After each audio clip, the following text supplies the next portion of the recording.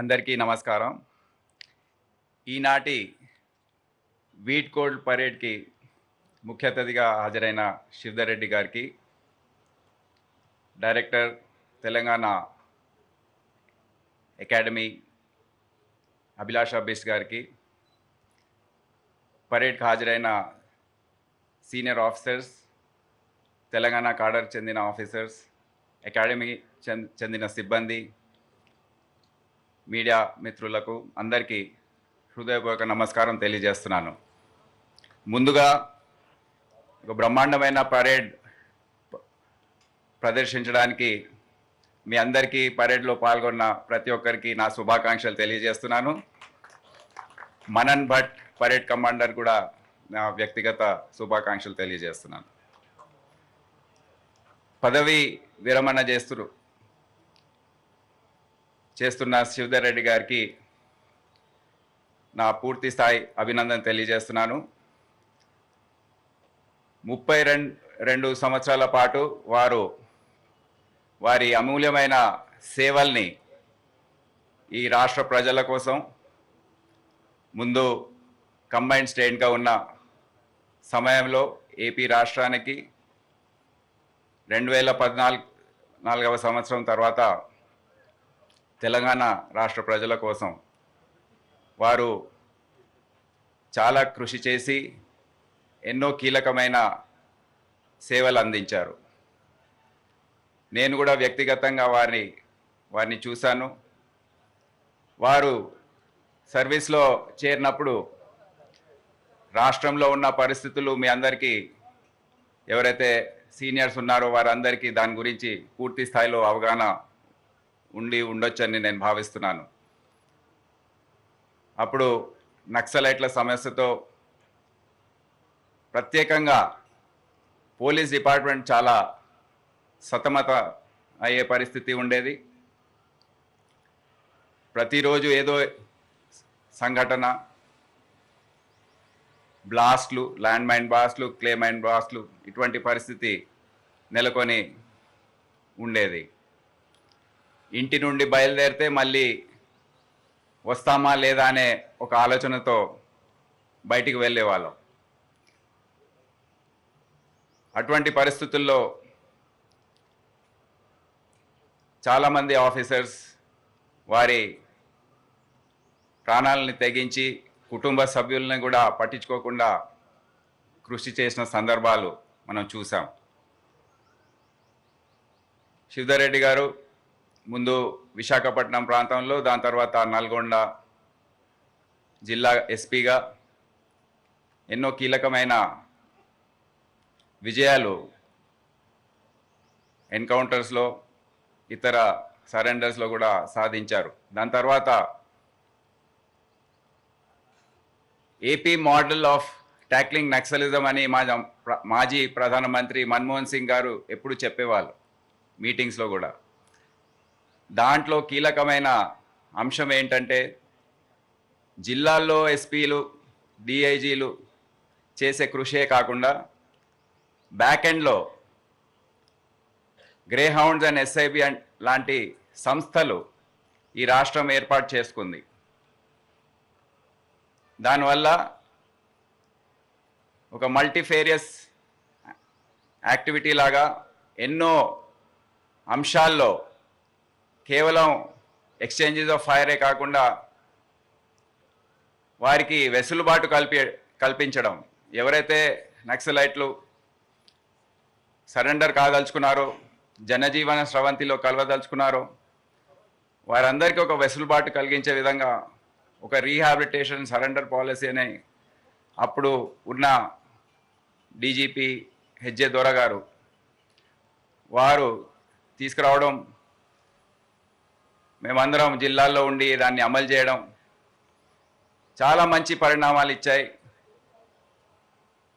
ఎస్ఐబిలో ఉంటూ శివధర్ రెడ్డి గారు ఎస్పీగా, డిఐజీగా చాలా కీలక పాత్ర వహించారు.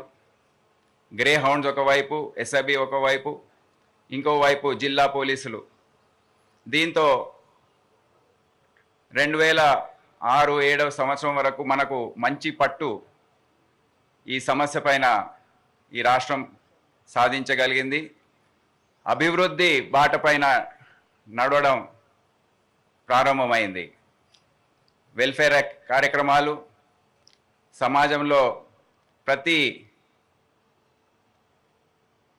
వర్గానికి చేరే విధంగా పథకాలు ప్రభుత్వాలు తీసుకురావడం, దాంతో ఈ సమస్య నిర్మూలించడానికి మనకు అవకాశం దొరికింది.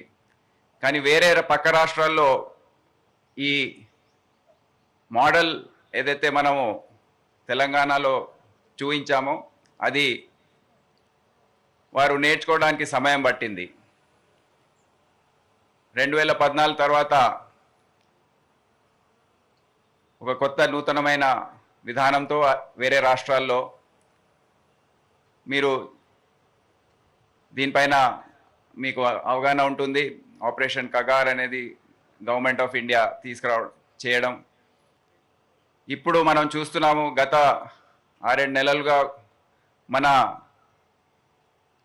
రాష్ట్రంలో పెద్ద స్థాయిలో మావోయిస్టులు సరెండర్ కావడం, వాళ్ళ దగ్గర ఉన్న ఆయుధాలని తీసుకురావడం, అది కూడా మనకు అప్పజెప్పడం, జనజీవన స్రవంతిలో కలవడం, కేవలం 4-5 తప్ప ఈ సమస్య పైన మనకు పూర్తి స్థాయిలో ఒక పరిష్కారం వచ్చిందని భావించే అవకాశం మనకుంది. ఈరోజు తెలంగాణ రాష్ట్రం ఒక ప్రత్యేకమైన స్థానం మన దేశంలోనే ఉంది. ముందు నుండి కూడా అన్ని విధాలుగా ఒక అడుగు ముందు ఉండే అలవాటు తెలంగాణ పోలీస్కి ఉంది. తీవ్రవాద సమస్య అయినా కానివ్వండి, దాని తర్వాత టెక్నాలజీని అడాప్ట్ చేసుకోవడం, ఏ సిస్టమ్స్ తీసుకొచ్చినా అది తర్వాత తెలంగాణ పోలీస్ని చూసి దేశంలో ఇతర రాష్ట్రాలు దాన్ని అమలు చేయడం. అందుకని ఈరోజు ఇక్కడ మన యువ ఆఫీసర్లు చాలామంది, అందరు ఇక్కడ ఐపీఎస్ ఆఫీసర్లు కానివ్వండి, ఇతర ప్రొబేషనరీ డిఎస్పీస్ కానివ్వండి, ఇతర అధికారులు అందరు కూడా ఉన్నారు. ఈ గౌరవం ఏదైతే తెలంగాణ రాష్ట్రానికి ఉందో అది ఎట్టి పరిస్థితుల్లో మనము వచ్చే రోజుల్లో కూడా కాపాడుకోవాలి. దాన్ని ఇంకా ఉన్నతమైన స్థానాన్ని తీసుకెళ్లాలని వారందరినీ కూడా కోరుతున్నాను. సమయాలు మారుతున్నాయి. 70-80వ శతాబ్దంలో మనం చూస్తే అప్పుడు మత సామరస్యంకి సంబంధించిన సమస్యలు, 1990స్లో మనం చూసాము నక్సలైట్లకు సంబంధించిన సమస్య, అప్పుడు కమ్యూనల్ ప్రాబ్లమ్స్ కూడా ఉండేది.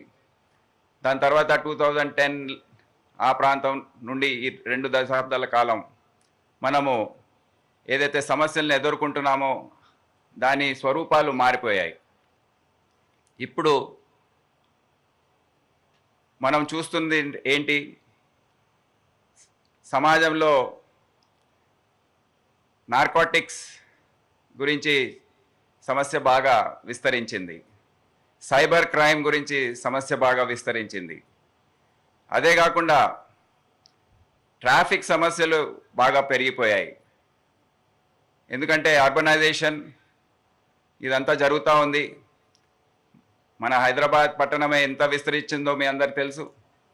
జనాభా బాగా పెరుగుతూ ఉంది, వాహనాల సంఖ్య పెరుగుతూ ఉంది.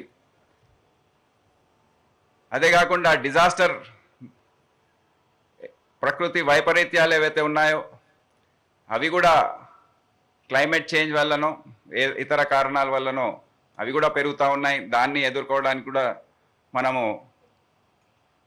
సిద్ధం కావాలని కూడా మనం భావించవచ్చు. సో ఇటువంటి పరిస్థితుల్లో డిపార్ట్మెంట్ కూడా ఏదైతే 80s 90స్లో అప్పుడు ఉన్న సమస్యకి గ్రే హౌండ్స్, ఎస్ఐబి లాంటి సంస్థల్ని ఏర్పాటు చేసిందో, ఇప్పుడు ఈ సమస్యలను ఎదుర్కోవడానికి narcotics bureau, cyber security bureau ఇటువంటివి ఏర్పాటు చేసుకొని దాని పనితీరుని ఇంకా మెరుగుపరుచుకోవడానికి మనము ప్రయత్నం చేయాలి. అదే సమయంలో పాత సంస్థలు ఏవైతే ఉన్నాయో, గ్రే హౌండ్స్ కానివ్వండి, ఎస్ఐబి కానివ్వండి, దాన్ని కూడా దాని రూపు రేఖలు కూడా మనము దాని గురించి ఆలోచించి మరి ఆ సంఖ్యలో అవసరమా లేదా అనేది ఆలోచించి అందరం కలిసి ఏ దిశలో డిపార్ట్మెంట్ వెళ్ళాలో అనేది మనము అందరం ఒక టీమ్గా ఏర్పాటు చేసుకొని మనం ఆలోచించి ముందు తీసుకెళ్లే అవసరం ఎంతైనా ఉంది. ఇవన్నీ కూడా ఇక్కడ ఉన్న ఆఫీసర్స్ అందరికీ నేను విజ్ఞప్తి చేస్తున్నాను, దీని గురించి ఆలోచించాలని, వారి వ్యక్తిగత అనుభవాలు ఆలోచనలు కూడా దీని గురించి ముందొచ్చే రోజుల్లో తెలియచేయాలని కూడా కోరుతా ఉన్నాను.